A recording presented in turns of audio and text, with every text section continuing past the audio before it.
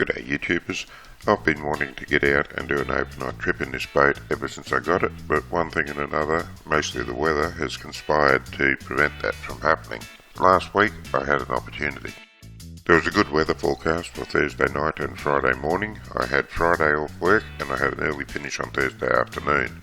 I figured I had plenty of time to get home, hook up the boat, get down to the ramp and over to a safe anchorage before nightfall. My wife was busy preparing for the family Christmas gathering on the weekend, but she was happy for me to go, bless her heart. This was to be the first time of launching and retrieving the Baysport by myself. I have launched other boats single-handed, but nevertheless I was pleased that everything went like clockwork this time. I arrived at the ramp a bit earlier than I expected and the wind was still up. The forecast didn't have it dropping for another hour or so, but I wasn't at all worried. I had every confidence in the Baysport and the anchorage I had chosen would be safe even if the wind didn't drop at all, so long as it didn't reverse direction. It certainly was rough as I left the ramp area, but as I said, the Baysport was up for it. I, thankfully, don't get seasick, and all it meant was a slower trip over to the anchorage. The only unusual thing was an almost inaudible click as I turned the steering wheel. It sounded like two marbles or ball bearings being lightly tapped together.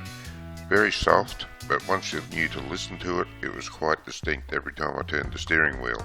The steering seemed to be working perfectly, but I checked everything just to be on the safe side. It didn't take long to find that the fluid in the hydraulic steering was low.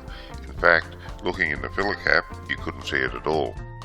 Now I took the boat in where the water was a little bit calmer so that I could experiment with things and just see how bad the situation was. I didn't want to take it back into the ramp if the steering wasn't working properly.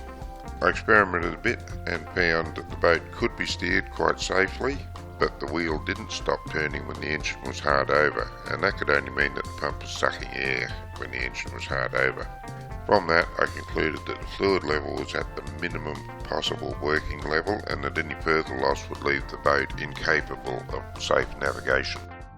It was an agonising decision to make. I'd been looking forward to this trip for months and now it was finally happening and the boat was letting me down.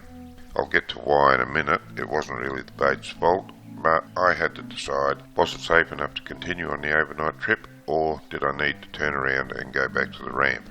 It was a really difficult decision to make because I wanted to go so badly, but the safe option was to turn around and go back, and that's what I had to do. And then, to add insult to injury, by the time I got the boat back on the trailer, the wind had dropped as forecast, and the water was like a lake. Well, never mind. There will be other opportunities, and it is better to be safe than sorry. It is very risky to take a boat out if everything isn't functioning 100% correctly. It was a bit late when I got home to have a look and see what was wrong, but the next day I did examine it, and I had done some modifications to the hydraulics. I'll put that story up on YouTube at a later date. After I'd done the modifications, the next day I came down and I checked everything, all the joints, to make sure there was no leaks, and I couldn't detect anything.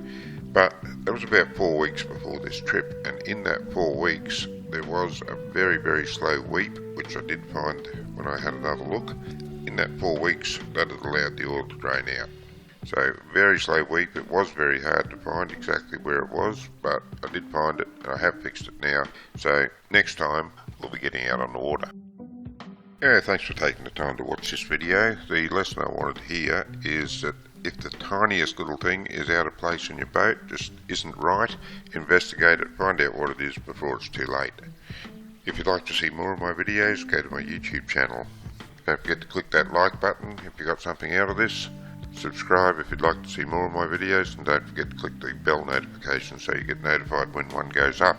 Until next time, stay safe on the water.